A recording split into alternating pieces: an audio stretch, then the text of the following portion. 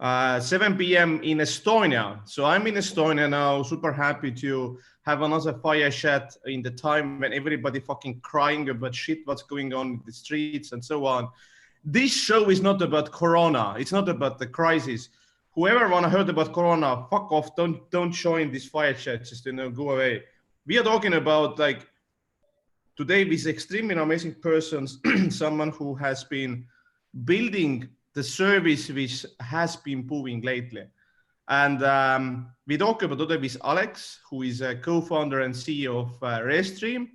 I'm super happy that I'm one of the investors in the company. Like clearly, guys, why this talk is today important is that there is always like this situation where we are now in the world, which is like we all understand what's happening now. We will rewrite all of the playbooks and so on, but some rules will stay. And the one of the most important rule is that to build something very great, you need to be extremely hardworking. And I think that this is why I really liked when we met with Alex, because he's one of the most hardworking guys who just understands how to basically build something great, and it just goes by very hardworking style. So, Alex, good evening. How are you? You are now in Austin. Yeah, I'm doing well. Thank you for asking. And thank you for the invitation. And thank you for all these kind words about me and our company. Yeah, it's 11. So we are today going live in like three different platforms, in Facebook, in LinkedIn, and YouTube. So this is exactly what Restream is. So there are definitely people who don't know what is Restream. Please tell, what is today Restream? So Restream is a tool for live video streaming, and it gives an ability to broadcast your live video feed to all social networks at the same time. So our goal is to help people to boost their visibility, to become more visible, to get more eyeballs. And currently we support more than 30 destinations, more than 30 social platforms. Some of them are global, like YouTube, Facebook, LinkedIn, Twitter, Twitch, Mixer. Some of them are local, some social networks in Russia, in China. That's basically it. And if you talk about our users, we started from the gaming niche, and right now most of verticals have needs in our product. So basically, how old is today Restream? I think that if I look your LinkedIn, it tells 6 years. Is it true? It's 5 years almost. So we started building our product at the end of 2014. I believe it was November, and we launched it in January 2015. So let's say 5 years so far. And the thing that, just as a remark, last weekend, this live concert, was it your biggest event you ever hosted? Can you a little bit tell about that? Yeah, it looks like it was one of the best events. So it was a fundraising event with which the name of it, Stay at Home, and it was organized by World Health Organization together with Globalcitizen. Yeah, and they invited most of celebrities to participate, and there were people like Paul McCartney and guys from Rolling Stones, Lady Gaga, Billie Eilish, Sam Smith, Elton John, and many others. Yeah, and during this live event, so it was broadcasted to a few destinations, and we help basically to multiply their views, and it also helped fundraise them around, I believe, $128 million during this show. So it was probably one of the biggest events for us, and it was one of the biggest fundraising events in live events in history, probably. So basically, for you, this later is kind of something what you dreamed when you had the company, like having millions of users and building a service which literally helps these musicians to basically spread this word and same time help collect money in the time of the crisis for the World Aid organizations to basically help nurses and those people on the front line. Yeah, like it sounds like it is. And yeah, it's very interesting to feel when you develop something and then you find that like it has a real purpose and people really need this product. And yeah, so we try to serve many companies right now, many non-profit organizations to help them. So to spread the word to their communities, to their citizens. Awesome. But let's start from the beginning, because we actually, when we last time met, we met in Vinnytsia. So this Correct. is, yeah, if some people don't know, that's a beautiful city in Ukraine. Basically, with approximately 400,000 people. It's like 2 hours drive from Kiev. And this is your home city, and also it is home city of my fiancée. So we met there, I think that this was in October or November last year. Yeah, it was before I moved to the United States. It was, yeah, last time when we met, and we had the chance to meet in coffee shop. Yeah, exactly. So tell me about that. So basically, you're exactly from this globally small city, but and you actually started your first startup in Vinnytsia, and it wasn't exactly the success, but as I understand, it failed so badly. So can you a little bit tell that? Because exactly this what you do today is freaking amazing. It's for many entrepreneurs kind of dream.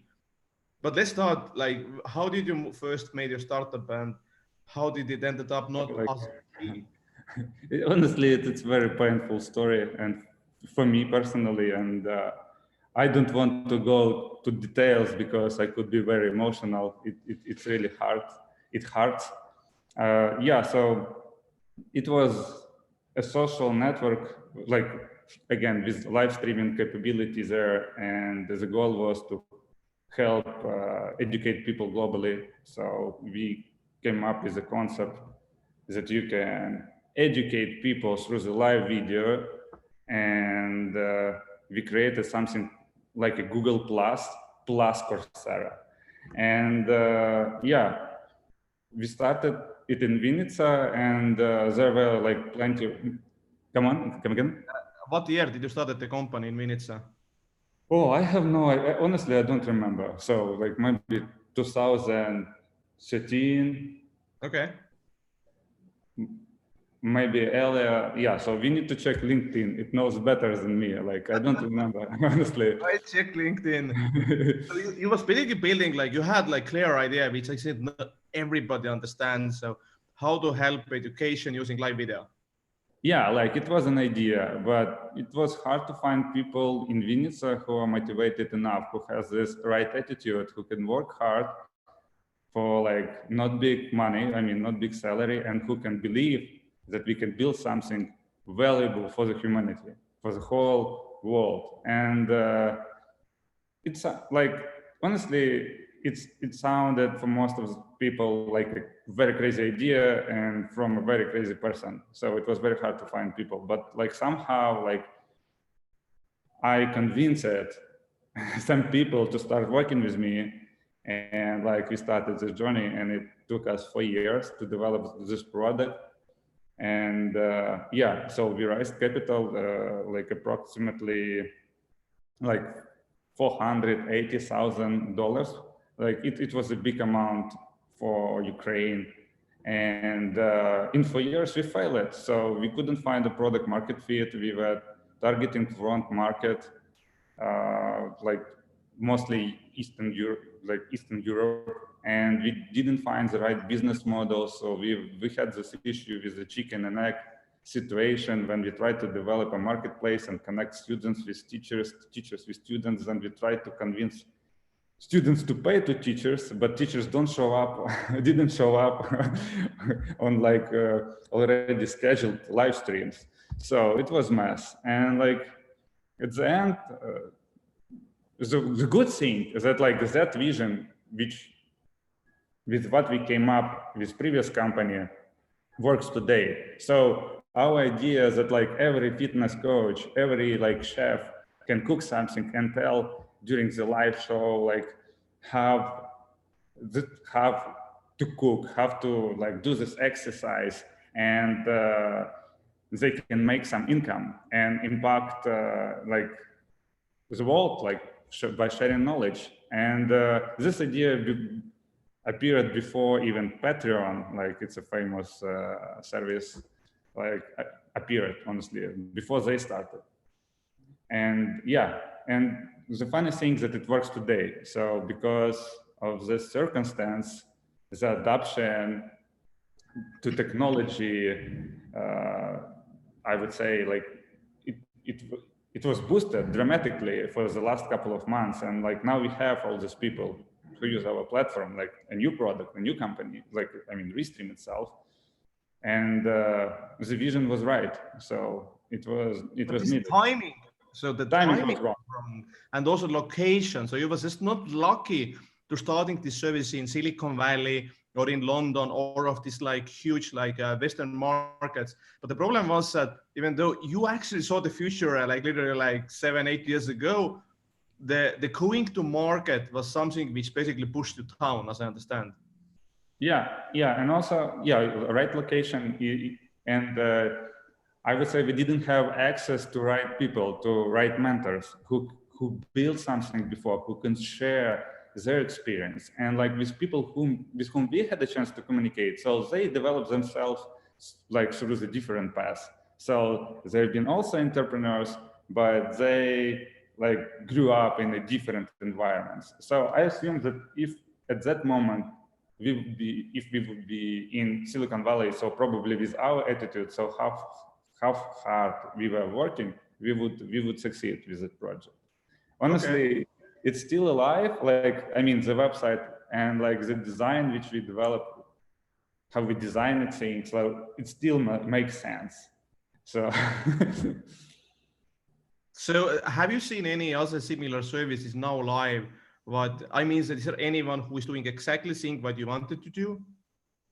Yeah, like after that, like again, so we can compare our solution with Coursera or maybe some new services. Again, Patreon itself. And there are plenty today, like plenty of them. There are some very like famous services, I believe, from Latin America. So, and they rule, like, I believe, at least they have half of the market, like live education market. But what did you, okay, so clearly you was fundraising, you got like almost $500,000 US, which is huge money in Ukraine, especially if you think about the time when you talk about 2013, 14, it is just like amazing big amount. And I believe that 2014 exactly was this Maidan as well, which doesn't help to build a company when you have revolution going on. Yeah, it was tough time. Sorry for the interruption. So what was the thing like, how did you, because it's one of the most painful thing when you need to let go your company. How did you basically get through and how did you decide that said, okay, this is the failure? Because I think that if you look like the mentally, what I have seen that, you know, if you look guys in Eastern Europe, you know, like I think that Eastern Europe people are just fundamentally usually they don't want to let go. In Silicon Valley, I think that people are more easily like, okay, that's failure, let's move on. What was your experience? How did you one day decide that I just need to just do something new? I need to basically. I didn't have another option. So since I was working with investors from Eastern Europe, so they didn't understand how they could lose money. So they pressured me very hard. And I understood them as well. So I understood like, and also it was a very hard situation, as you mentioned, in Ukraine itself because of revolution and nobody knew what will be the next. So it could be a war or whatever. And it was a very dark times, I would say. And in that time, most of our teammates with whom we work, they just decided to go. So they decided to stop working on this project. Like we didn't have enough money to satisfy their like salary expectations and like all this let's say, news around, like external news from like newspapers, from all these magazines, from like TV channels, like the pressure about revolution, etc. So it was very hard to handle.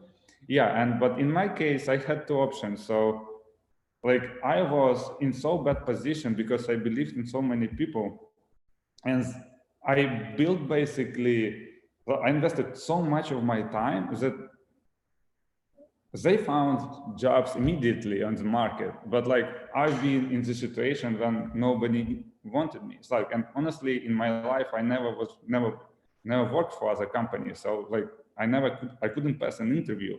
So here is the thing, I just was so nervous that people couldn't understand when my answers.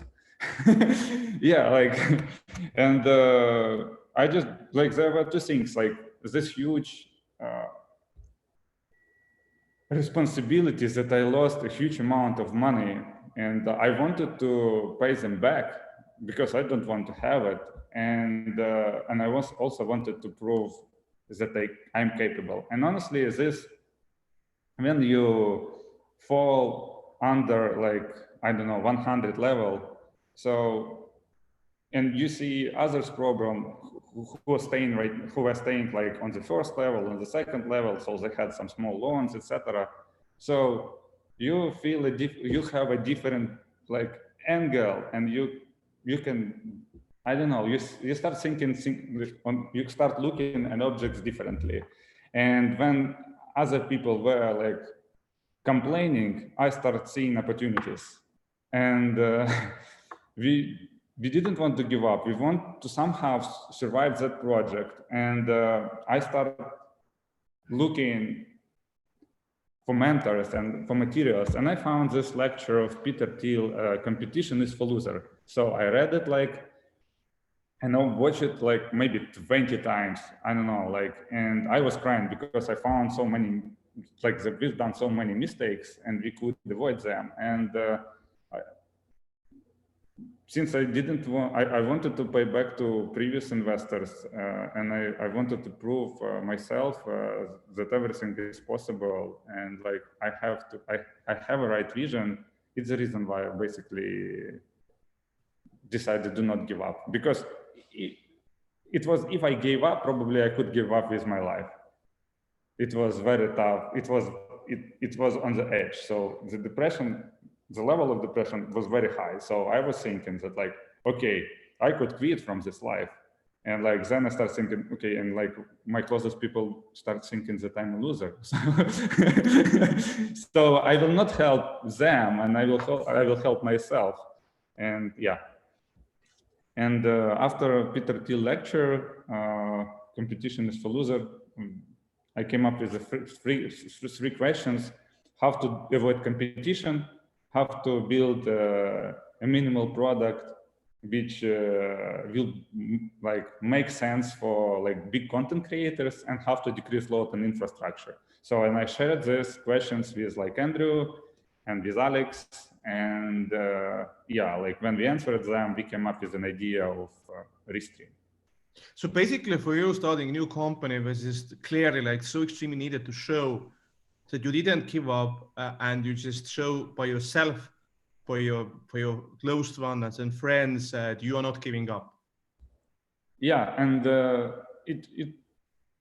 and when we started, it was even more harder because everyone knew that you lost money and you lost a company. And like at that moment, when there is a crisis in the country, it was very hard to lend money. So, and we had to lend money from one friend, then like relend it from another and pay back to the first one. It was like a pyramid. So we were struggling like for 8 months, but we were believing that what we develop makes sense. But we also found the product market fit immediately. So when we launched Restream, we started acquiring users for free, and we already found that, oh, like there is a demand, there is a product market fit.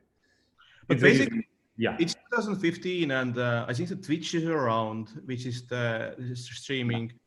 Yeah. And who else is, because I think that if we look at 2015, which is like literally like still many years, like 5 years ago, the streaming wasn't mainstream. It actually has been mainstream now last 2 months. But 2015, who was streaming live? Was it gamers only? No, Twitch already been a popular platform at that moment, Twitch, and there were a few copycats.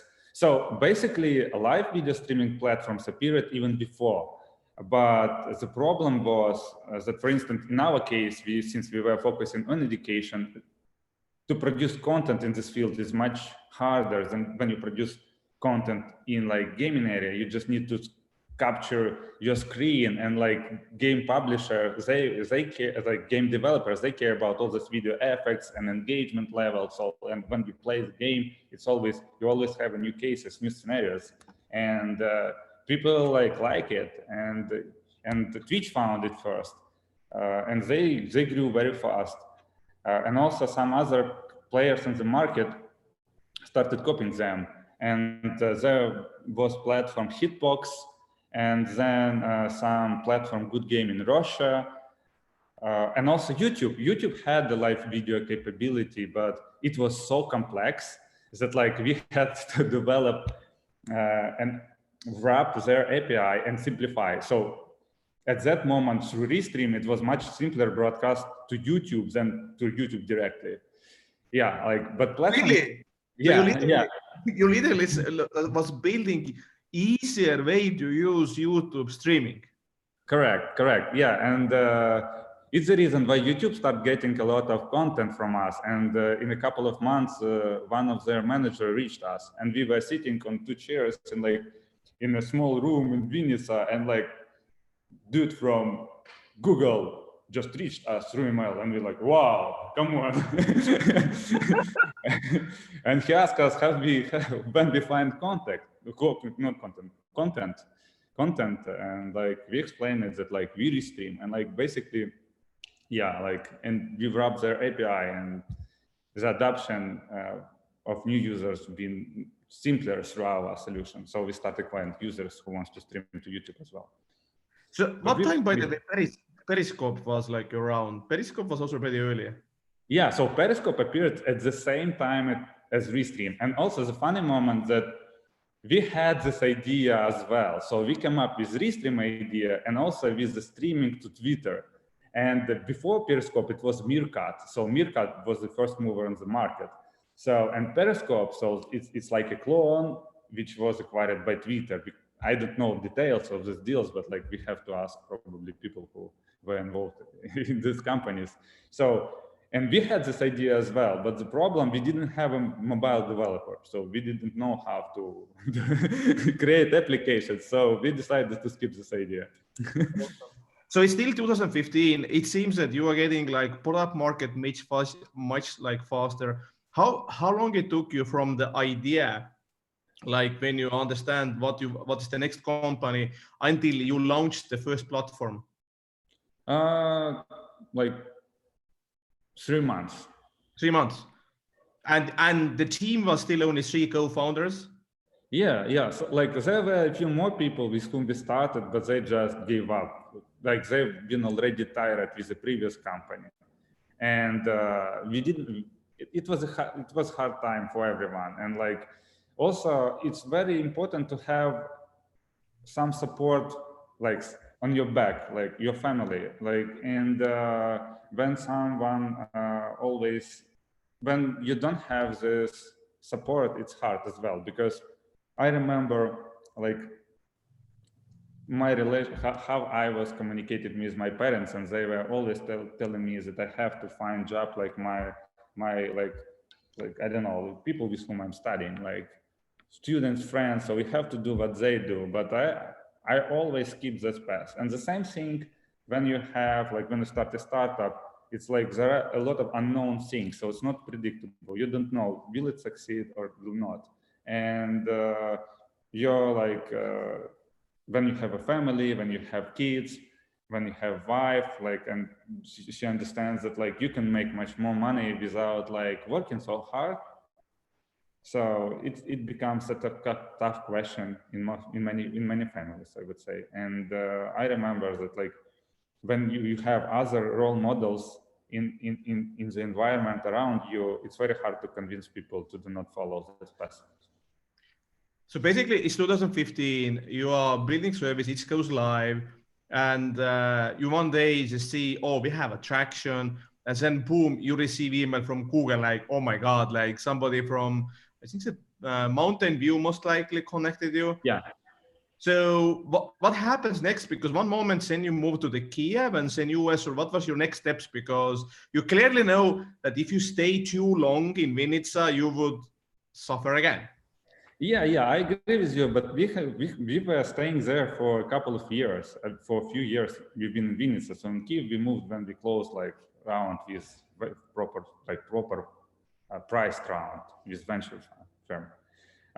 Yeah, we were staying in Kiev, and what we found traction. We found that people start like signing up on our website, and it was like 50 users per day, and it was free. So basically, we start posting some links to like OBS community, etc., to some forums with content creators, and like ask those communities about feedback.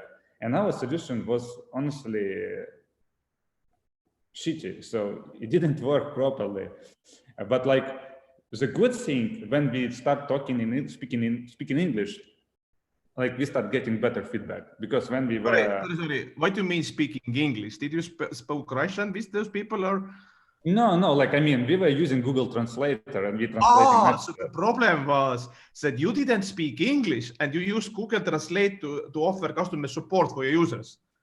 So your first, like basically the first challenge you had, oh my god, our users are living in US and we don't have too good English, and how long did you use Google Translator? It's still right now. I have it, like in case I forget some words. No, but still, like this is the guy is very good. Like your feedback from clients like changed when you started to speak English. But it's curiosity, like when this change happened, how? It's the beginning. We already like when we created this prototype, we start talking to Russian-speaking community. Okay. And like Ukrainian content creators and Russian, and everyone told us that it's like a piece of something which smells not very good, so they will not use it in English.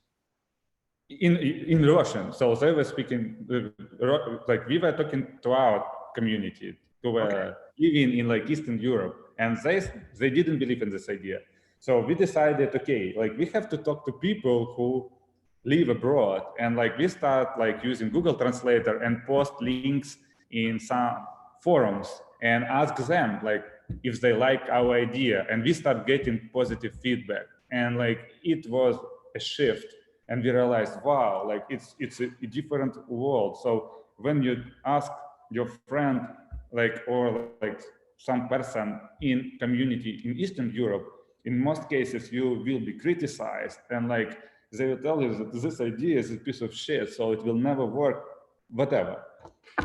And like when we switch language, we start like receiving different feedback, like we like your idea, like please add this button, please change this color. So they start giving us like, let's say, constructive feedback. And we're like, wow, like we realize that it's a different world and we need to focus on it. And it's how we started acquiring these users. And in a couple of weeks, after we launched, we found in our database like big content creators, for instance, Boiler Room. So it was the biggest underground musician community on YouTube. And they had at that moment more than 1 million followers. And like we've been shocked. And our solution was crappy. So honestly, sometimes it was streaming without permission of user. So you connected to your channel and black screen could appear like randomly. So, and your followers will think that you are going live, but honestly, it was our server with random bug. So, and yeah, because we didn't know like technology, like we used some programming languages, but when we start like really focusing on restreaming as a tool, we didn't know like Java, for instance, and we had to write code using Java, and like nobody knew it. Like we didn't know English, we didn't know we couldn't write code in Java, in language we need to develop this product too. So you was literally like learning every day. So in the morning you was learning Java, and in the evening you was learning English. Literally like how to survive. We split responsibilities. So Andrew was coding and I was chatting with our community, and also tried to reach.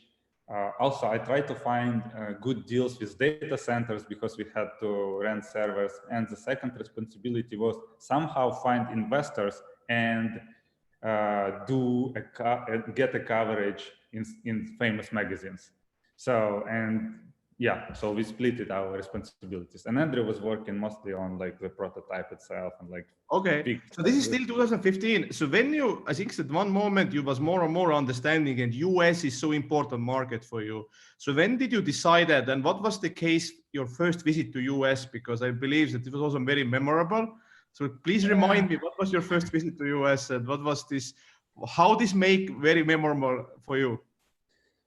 Yeah, so we were trying to find investors. So we were talking to most investors in Eastern Europe, like at least in Ukraine and Russia. So, and nobody believed in our idea because there were no evidence that it will work, because there were like zero similar projects on the market. So in most cases, people who start companies in our area, they copy products. So they do copycats with the right business model, and it's what investors like to buy. And we were communicating with many of them, and nobody gave us money. So, and we found two Russian angels who gave us 50K, 50, in tranches, 10K per month. And like we negotiated deal with them 2 months through the Skype, and like we still have not had the chance to meet in person. So, but they've been very lucky to invest in us, and we've been very lucky because they believed in us and gave us this first money. And they told us one thing, they told us, you have to go to the United States and like really develop a right company, because all like investors are there, you can just money is cheaper there, and like demand is there, like people like, and your audience is there. So you have to participate, you have to apply to all these accelerators. So, and we started doing this. So, and we've been rejected by all of them because we couldn't speak. So, so the main problem was that as you're still using Google Translator, so the first problem is that you just like you have application and you just Google translate the text into this, and then you have interview and you can't use Google Translator, you have to speak. Yeah, like, and we memorize some pitches, correct? So we memorize some sentences, we try to communicate, but like honestly, when you also have the stress, your ears and my ears were not ready to understand, to process information, like sounds from which I had not had a chance to hear. So I just didn't understand. So if I could read somehow, I couldn't, for instance, understand when I communicate through the call or through the Skype calls. Andrew had a bit better language at that time, but still, yeah, so it was very hard. And but the idea was great. So, but we still were trying to pitch to all of them. So we pitched to 500 startups, to tech stars, to YC 5 times, and sorry, 5 times. You said 5 times. Yeah, 5 times. So you got 5 times no. Yeah, 5 times we've been rejected, and the last time we passed the first interview, and it was interview for the school, not for the existing batch, but like for the school. Yeah, and it was tough. Simultaneously, we were trying to reach investors, and like since before we even got money from these angels, we've been so hungry, like, and like basically we just, I don't know, like we've been on the edge, and we were trying to find. I was writing emails to Elon Musk, to, I don't know, like to the co-founder of Facebook, to Anderson Horowitz Fund, and others. Just sent some cold outreach to them. And one day, by the way, A16 replied to us, and they connected me and Andrew with Janna Fisher, I believe. So she was the first investor of interest, I believe. And like we had a few conversations with her, and she was based in New York. And at the end, they told us that we need to be based in New York if we want to get money from them. And now I found her name on Notion page. So she is one of the investors of Notion. But at that moment, we've been, even because we didn't want to give up, we still had, we reached them. We reached this type of people because of the persistence. We sent like thousands of emails and thousands like messages. So what do you think, how many no's in total you have got from investors? Or let me ask like that. How many investors you have been contacting in last 5-6 years? I know, maybe 500. 500 plus, which means that 480 times no reply or no. Is it like that? Yeah, like no, investors don't say no in most cases. They just put you on hold and don't reply to you. So they say like, okay, let's catch up in a couple of months. Please keep us updated and etc. So and just giving some positive note as well. How many investors has been contacting you in the last month or two? Just 10, 5 more? Like 20. 20. So but literally like when everybody's saying in the world, investors are not investing, and we have a guy today on the Fireside who just has too many emails going from investors now. Okay, but sure. let's move back. It's 2015, it's almost 16 now, and you are contacting everyone, and then you got the shot to go to US. So what was this, and like how did you ended up flying to US? Oh, like it's an interesting story. So when we got coverage by TechCrunch, so TechCrunch posted about us, one person, his name is Kirill Zlobenko. So he is originally from Ukraine. He lives right now in Berlin, and he was somehow connected to this unknown accelerator, international accelerator, new accelerator in Texas, Austin. And he saw our like article about us, and he reached me, and like we started chatting with him, and he introduced us. And at that moment, we couldn't speak English, so we invited person, and Dima, his name is Dima, and he was studying at Berkeley at that moment. So he speaks well, and he joined this interview, and he passed a few interviews with us online. And then we got an invitation and flight tickets to the United States for the demo day, like let's say pitch competition. So we've been selected, and we got one ticket. Kirill gave us. We had to pay we didn't have enough money to pay for tickets. And Kirill gave us his own ticket, and I had the chance to fly to the United States. So we were chatting with Andrew, and asked him if we have to do it. He said like we should do it. I came back home and asked my wife, and like she knew that I had a fear to fly, and I had a fear like to speak English, and I had a fear and I couldn't speak in front of the crowd and many other things. And like she told me one thing like which stuck in my mind, and I'm still really grateful. Because she told me, you have to do it, because like if you fail, nobody knows you there. So nothing to fear. No one knows you. You can just fly and they don't know who you are. So just great. So and Kirill gave us these tickets, and I flew myself, and I arrived one day before this demo day, like pitch competition, and in the first 2 days, I couldn't go to the grocery, and I couldn't buy any sandwich. I just had the fear to talk to people, and like the accent in Texas as well. So it was very hard to understand. And I even didn't know how to use shower, because like you have to turn it. And like I used to use the cold water. So, and when it comes, like when I've been connected with all these people from International Accelerator, I was like a dog. So I was following them, and like they talked to me, but I couldn't talk to them. And like, honestly, we've been underdog. And when it comes to the demo day, all of founders, they were fluent in English. Like they had like they've been native, or at least so they've been good enough. And only one person at that room couldn't speak. It was me. And I remember everyone started listening me when I had the chance to go to the stage, because like my English was so bad that it was like a huge differentiator.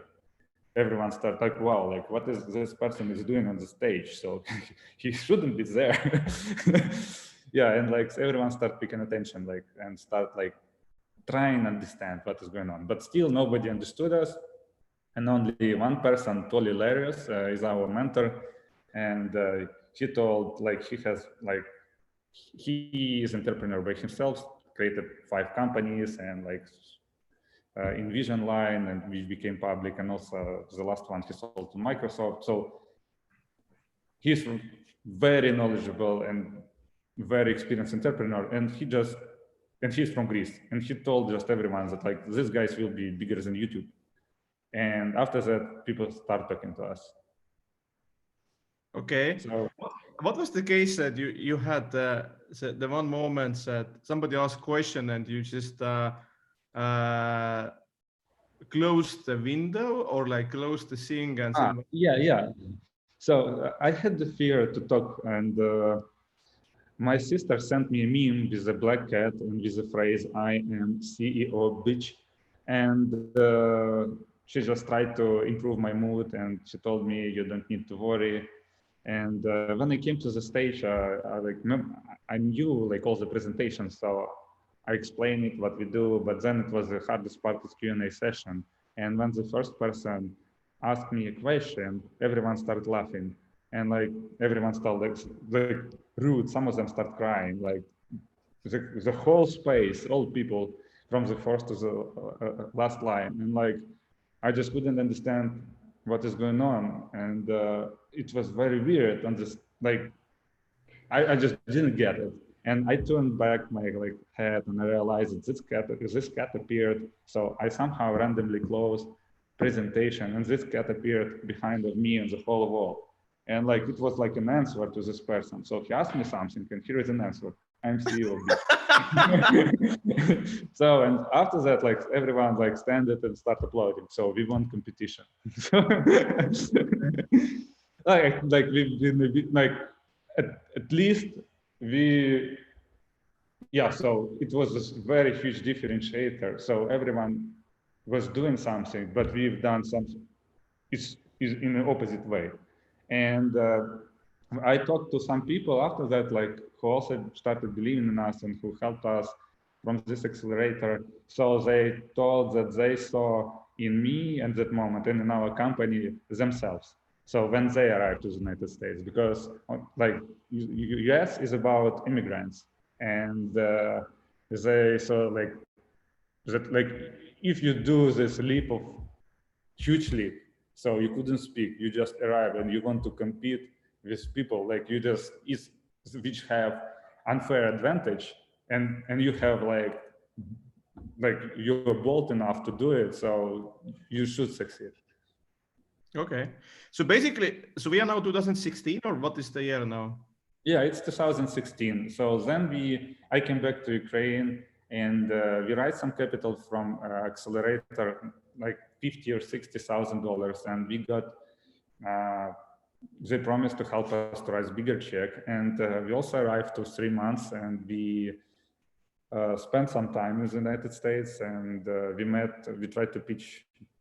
We met a lot of investors, and in a year, like it took us a year to close 500K. So again, so language was a huge barrier, and also nobody understood like that how people can play games and broadcast it, and like it's popular. It could be huge. So the fundraising is still the issue. So now we are moving slowly. 2017. When did you start to show that this thing is actually started to grow? Because I think that it's clear you have been around 2 years now. You have $500,000 in the bank. Did you started to see some growth finally, or? Yeah, honestly, we always had this growth. So we grew month by month and quarter by quarter, year by year. Like at least, if you talk about year by year, so we grew at least 100%, like from 2 to 3x per year. And in terms of number of users, the retention was small, because a lot of people want to try, but also give up with live video, because you have to create a good content and you have to spend some time to do it, to become good in it. So it's probably like in any field. And when we raise this capital, before we even raised, we had to start making money. So because we understood that, like, okay, so there is a situation, nobody gave us a good amount of money to survive, and like our cost on infrastructure is still super high. It's like main cost. So we had to somehow find a way to balance and make money. So we started like implementing some one-time payments, because we didn't know what a subscription is. So then when we implemented one-time payments, we realized, like, oh, it's tough. You have to remind that people to subscribe to pay again. So we created a subscription and we started making money. And like when we raised this 500K, it gave us an ability to basically build our first version of subscription model and continue acquiring users. In a year, we start talking to VCs from Valley, and to venture funds in the United States and globally. And then we closed our previous round, like the first price round, and we moved from Vinnytsia to Kiev, because we realized that we want to compete for better talents, and it's hard to find. So there were two options: or we have to create a best workplace in Vinnytsia, or we have to go to Kiev and compete with other big companies and successful product companies for talents. So we picked the second option, compete, and we moved to Kiev. So this is basically, you was in the accelerator 2016, then you moved back to Vinnytsia, closed $500,000, and sent it after a year price round. So 2018, you moved to Kiev. Yeah. And how many, basically, as we are moving more and more closer to the nowadays, so okay, so we are 2018, and I think that actually somebody did the intro between us 2018, September or October. I think that it was Preplay, or who was that? No, Reply.io. I think that was the founder that did first intro between us 2018, I think so. I'm not sure, like I don't remember it honestly. Yeah. But anyway, how many, just as a context, 2018, do you remember how many users you had? Like what was your like KPIs? Because now this is totally crazy now, but. I can, like less than a million for sure. In 2018, we had less than 1 million. In 2019, we had close to 2 million, and now we passed 2 million. So yeah, so less than 1 million users we have, like in our database. But so literally 2018, 19, you had a luxury to build, grow step by step, growing every month, 10, 15%. So, and you also was playing around with different business models and so on. So how much basically, if you move nowadays now, which is most likely the most crazy times, how much you was ready about that thing what has happened in last 2 months? So tell us the feeling, like, so first, when did you saw this hyper growth coming in this year? What months did you start to see this? Oh my God, the numbers are going up and up. Was it? It was the middle of March. Middle of March. Yeah. So it was definitely a huge jump, like maybe March 16 or 17, and like we start looking for the reason, and we realize that like it's because most people come to our website from regions which are most affected by coronavirus. And and then we start growing, and like our, let's say, at 3x, like we start acquiring more users, or even 4x if you talk about signups.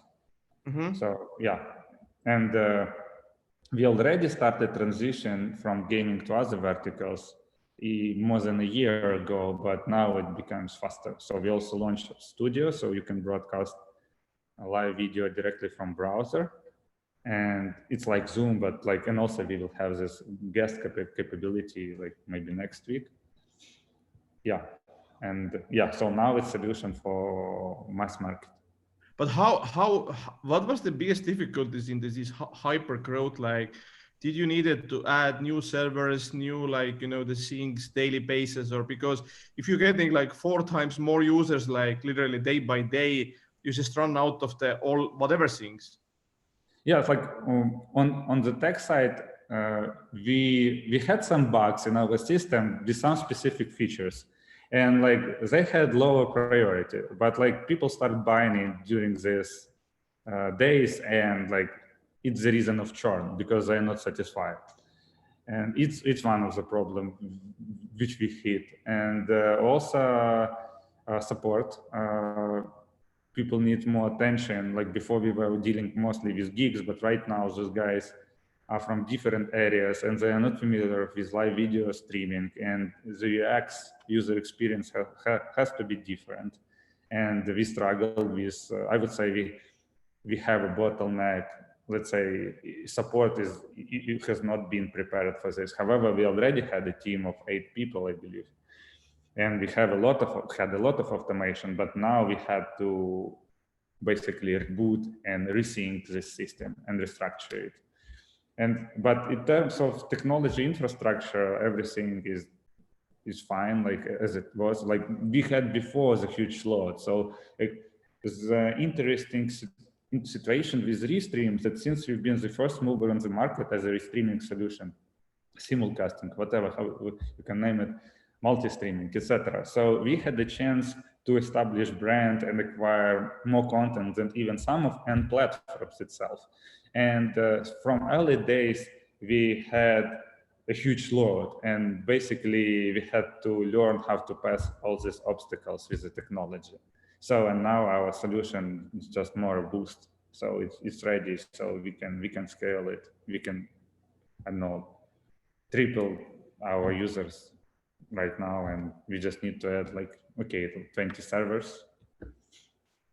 So it's so basically you had the luxury because you saw the company 2015. You just move in the first year is more like exactly 10% month per month and being ready. So one more thing, guys, if you guys have any specific questions, I'm literally up in the last 10 minutes to take some questions from the audience. Just write whatever stream you are and my team will send it to me. But yeah, let me go back to that. So like nowadays, it seems that there are like so much interest for you. You had, I think that, was it 3 weeks ago that LinkedIn, so Linkin Park was using you, and how much this kind of like very famous like use case is helping you? Yeah, like it helps sometimes, but sometimes it just adds extra fear. Like you just worried more because like you don't want to fail, and like like all these issues with the system, and you know also that there are a lot of unknown issues. And every time when somebody goes live, like for instance Mike Shinoda from like basically every person, but especially who has a huge following, like who are true influencers. So it's a bit scary, and it definitely it gives us credibility. And like for instance, Mike Shinoda from Linkin Park, he just tweeted about Restream. He just said we didn't ask him, so he just told his community that he broadcasts to Facebook, Twitch, and Periscope, and like he uses Restream. And it was a good surprise for us. There are there are many of interesting accounts like who are related to some individuals and companies. And sometimes, in most cases, we don't know who they are, like till, for instance, they don't talk to us because like we built our product from the bottom to up, so we don't have sales department and we don't talk to these big companies. They just sign up on our website, start paying, and it's using our solution. It's how we can discover them. And if we talk about celebrities, yeah, we have famous DJs and musicians like Mike Shinoda, Paul Van Dyke, and I don't know, Paul Van Dyke, I don't know how to pronounce his name.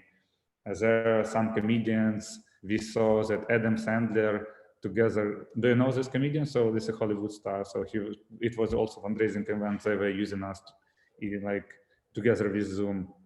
We have candidates of presidents of the United States, 3 of them, Mike Bloomberg, Joe Biden, and Bernie Sanders. So some president of Argentina, Mexico, prime minister of Israel, again, a lot of government organizations, and yeah, so different type of people and companies use us, like Google Earth, LinkedIn by themselves, Microsoft, Surface, GitHub, and they just sign up, start using our solution, and like then we find, okay, so they have a custom domain name, so, and it's how we discovered they're related to some companies and some high-level individuals. So basically, all of your growth now is still, you're not using any sales, it's purely viral, and it's fully automatic onboarding. You don't contact them, just sign up, we'll add the stream and start to streaming. So I think I think this is also about momentum, you know, like, so, but what is your believing? Because clearly, like, there is lockdown now, people are watching the streams. What happens if this lockdown goes away? Do you believe that your traffic will go back where it was? Yeah, I don't know, honestly. So it's like a finger to the sky. So it's very hard to predict what will be. But like, I feel that people see the value. They see the value in our product, and it just live video becomes the same natural tool, like just a message or picture or video on demand. So it's like a way to communicate with people in social media, and it becomes a part of marketing strategy for everyone. So, and if you want to grow your presence, like everyone is ready. So before it was hard. Like, for instance, if you want to produce high quality content, you need to be a TV station, you need to buy high quality and very expensive equipment. Today, you don't need it. You just need a browser, you need to have your social channels, and that's it. And you need to have an idea what you want to share. Have you seen lately, Ola, if you look at traffic now, like, do you see that the Twitch is still a clear market leader, or how you see that, what is the most popular platforms now? It depends on the content vertical. So Twitch is definitely one of the biggest live video streaming platform on the market, and they've been in the right moment, and they pick right vertical, gaming, and everyone else is behind, but all others try to catch up. For instance, Facebook and YouTube, they try to catch up with them, and there are some new platforms appears, and also it goes like it's also related to segmentation, to the market itself. So if it before was related only to the gaming space, today is more broad niche. So you can target like fitness coaches, you can target chefs, you can target musicians. And based on it, I believe there will be more players on the market. And also, for instance, LinkedIn. So it's a great case. It's one of the latest mover on the market. So, but like, because of the audience they have huge chances to succeed and dominate. Mm-hmm. Because like they have people who want to do something. So it's like a business network, and live video goes very well. Like right now, it goes very well. Like, and LinkedIn tries to protect themselves with the quality of content. So, and also probably because of infrastructure, so they try to very slowly roll out this product to everyone. So, but if they already had this, if they don't need to curate the content, so probably they could be the second platform. Yeah, and actually, thank you, Alex. We also today live in LinkedIn because you basically asked them to add my account to the approved account. So they would not do it most likely if I would ask directly. So we're a little bit like, we need to sort of wrap it up. And maybe just one thing, it's clear that you have been like building and going through this very painful experience before this, that you can literally help to Restream to the millions and fundraise literally hundreds of millions of dollars. What is your advice today? Because like whatever success stories we are looking, Sarah, almost feeling this is the overnight success. It's clear it's not the case with you. But what is your advice if you look back now and you already told that you had extremely like supporting family, like, you know, your wife, which was giving you, your sister who was sending this right message to the right message. But what is if you look today? Because I think that sadly, as we know, there are many people are going through with so many problems, because there are many startups who see that they have run rate of 2 months, 3 months.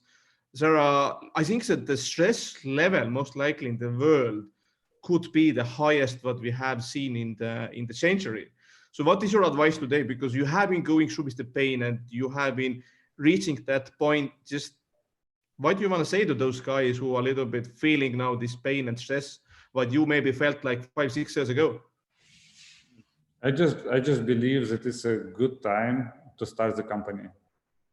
This crisis is a good opportunity, and first of all, the pool of talent. A lot of people get a layoff, so you can find friends and like future partners with whom you can start business, or you can create, or if you already do business and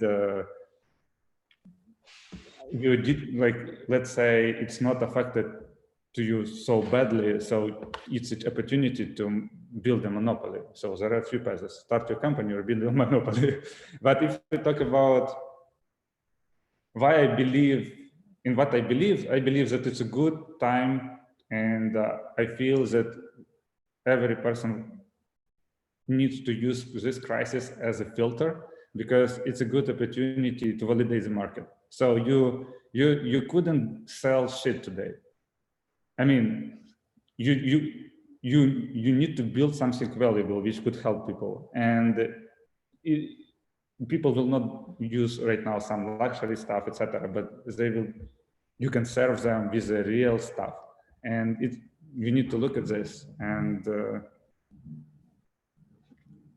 it's a good time to start. It's a very good time to start. And in terms of attitude, you just need to like what you do. You need to have this passion, and you have to listen others, but you also sometimes need to be dumb enough and full to go further without listening, and push the limits. And the cool stuff, what I learned, like what we learned with our teams, that basically when you start a company, it's a good journey to learn new things, and you don't need to wait. For instance, with Restream, like I could find an excuse, like an Andrew could find an excuse. We couldn't, since, for instance, I will give you an example. We don't know English, so we have to wait while we learn English to start a company if you want to like target English market, like the US market, like North America market. Or we don't know, we are not located in the United States, so probably we don't have opportunity to open company, like establish company in the United States, or like we are not good enough, we don't have the skills to architect, design, write products like software. Honestly, like all of us in our team amateurs, so we know nothing. We just learn during the journey. And like the cool stuff is that you just need to be confident enough to start doing it and do not give up. And you will learn, but you will not do it. You also need to understand that you just don't need to, you don't have this wrong expectations that you will get result in a day, the positive result which you want. It takes ages, so it's for sure. And yeah, I think that I'm extremely agree with that this could be one of the best times to expand or sometimes start new things, because it's literally a possibility to look like take a white paper and think now what is needed today, because I strongly believe that this changes what we will see now. It changes what generations haven't seen.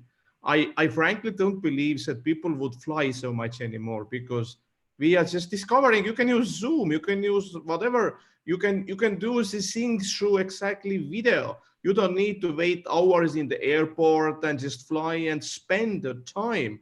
But the same way applies many things. Like we still need to eat. We still need to basically like educate people, exactly, which I'm highly passionate about.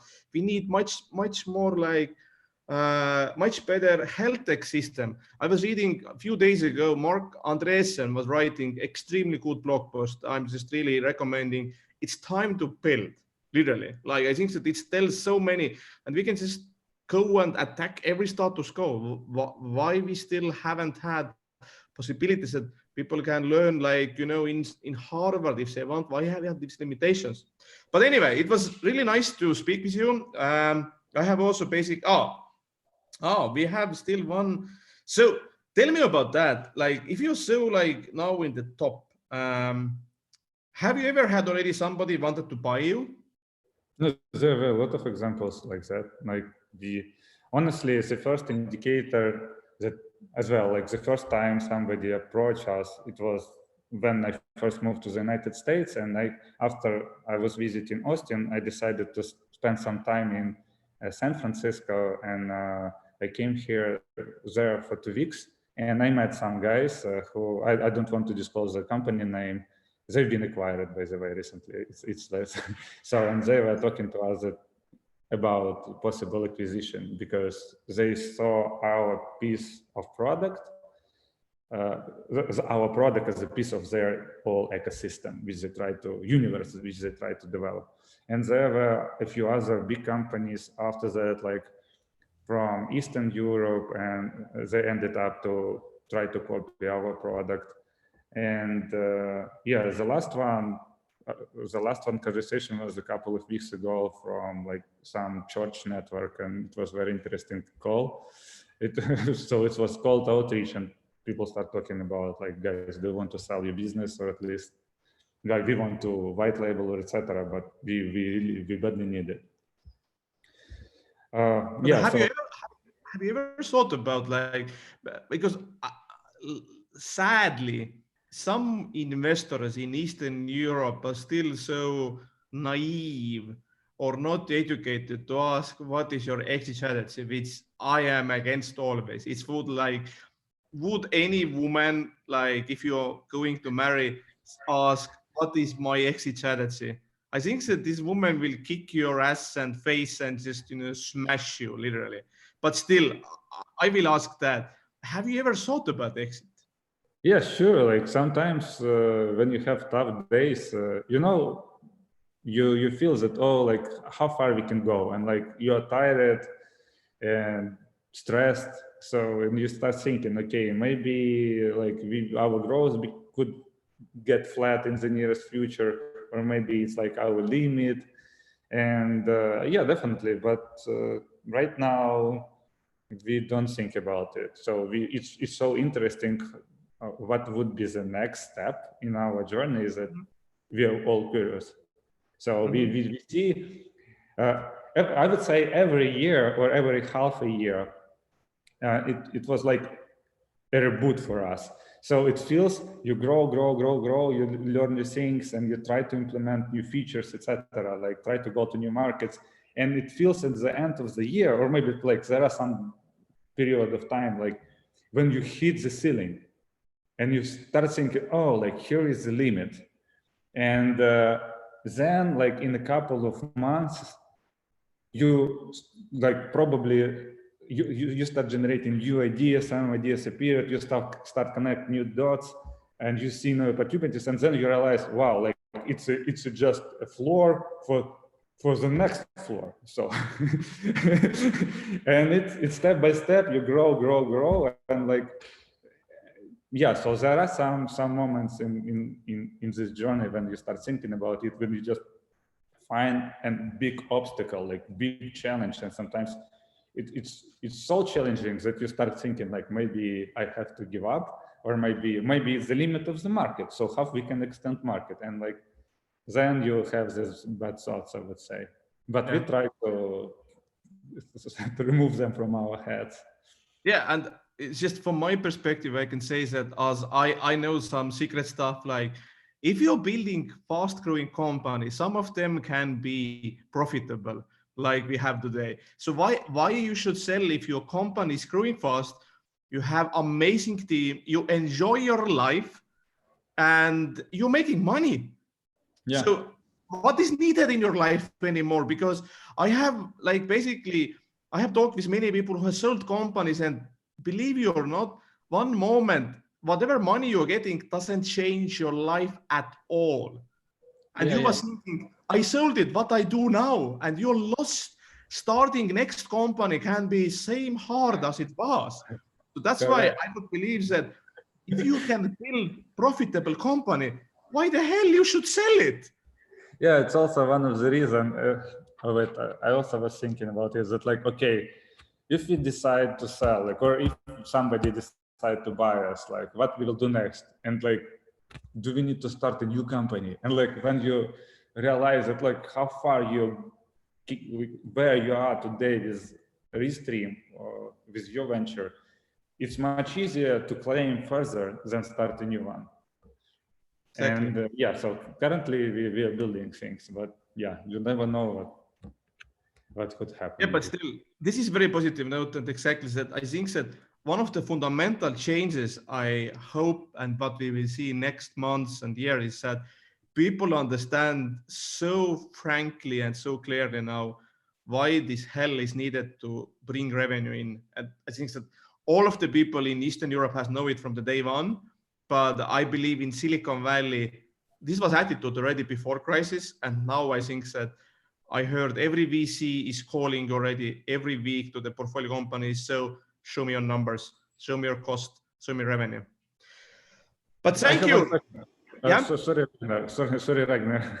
But there's like, I have one question for you about work-life balance. So I just observe how you can do a lot of things simultaneously and how you're passionate about stuff you're doing. So my question is, how do you believe in work-life balance? So when you were working hard for Pipedrive, because like, yeah, I would like to learn more about it. Frankly, there are people who can do that. I have seen people who has great work-life balance. I am very bad on that. I am really bad on that. First of all, let me be frank. I think that every person needs to find this balance, like, because burning out is super bad. But I don't know anyone who can say that I can build fast-growing company and I go at 5 o'clock home and I just close computer. I just don't know. My problem is I maybe don't know too many people also. Like I also believe that. But you need to indeed enjoy that. That's why this energy, passion is so important, because if you feel it, that you're just losing the touch with the time, saying this is the good thing, but you need to be extremely respectful for your family, for your close one, and so on. You need to find time for them. It's extremely important. But frankly telling, I think that I am one of the worst person to ask that. I am the guy who can wake up like 3 a.m. and just look, so how many signups we haven't got in last hour. So I am that kind of person. So because if something is exciting, I'm just thinking about also if I'm sleeping about that. So in that sense, yeah, I think that everybody have to find this balance, and also it's important to find times when you can go totally offline. So I'm not Elon Musk. I believe that Elon Musk is only one of the person in the world. He says that having vacation is dangerous for the life. I don't believe that. I believe that if you do it right, the vacation is important to basically.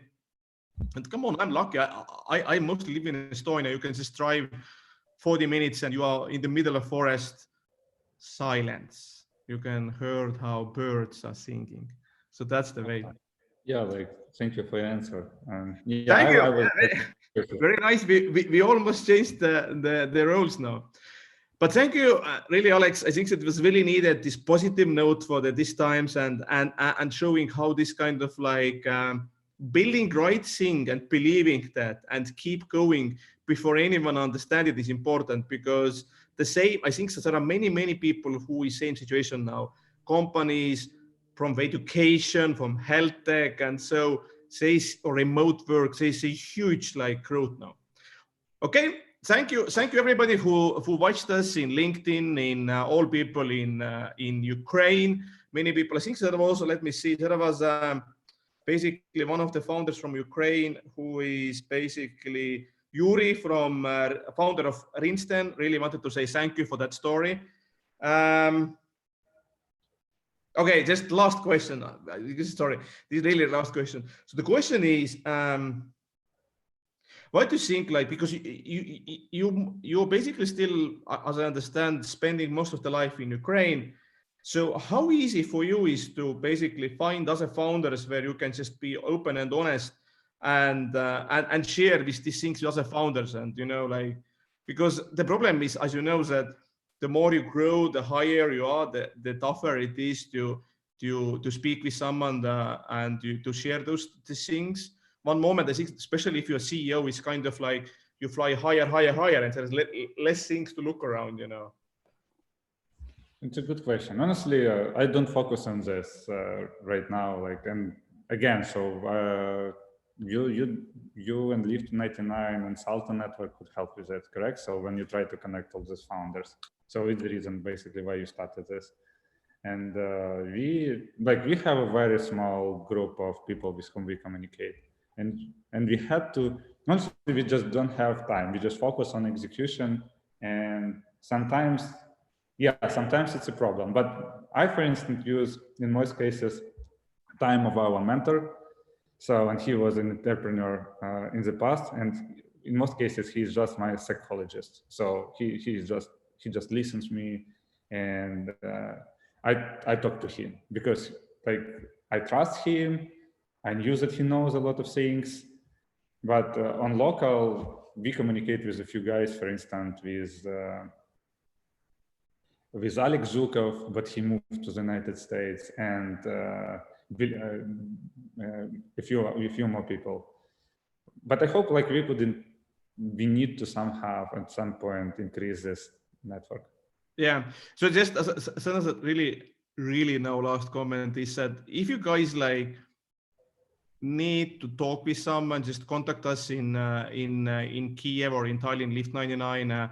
So because I know, like, exactly, I know personally one guy who closed this company, and this closure or bankruptcy was very public, and he said me in last weeks, I think 5-6 people has approached him and just ask advice. So in that sense, contact us and we can connect you with some guys who has time and who can just listen you and just give you just some advice, because this is definitely for some companies will be challenging time, and it's always good to share. But really, now we have to close down. We have been talking already too long. One more thing, sorry. I just forgot to mention, it's the first time when I'm live with Restream, through Restream. Oh, really? This is the first time you yeah, so I've done thousands of tests, like my personal live streams. It's the first true broadcast with myself, and like when I am broadcasted through Restream for 5 years. So it took you only a little bit more than 5 years. Yeah. Okay, it was really historic. Thank you for this. Lift 99 has birthday in Kiev. We keep doing, because of that, more events regarding Ukraine. But thank you for you, and guys who followed it, also join us tomorrow. We have tomorrow next talk with about how is booming now food delivery. But thank you guys. Bye-bye. Thank you, guys.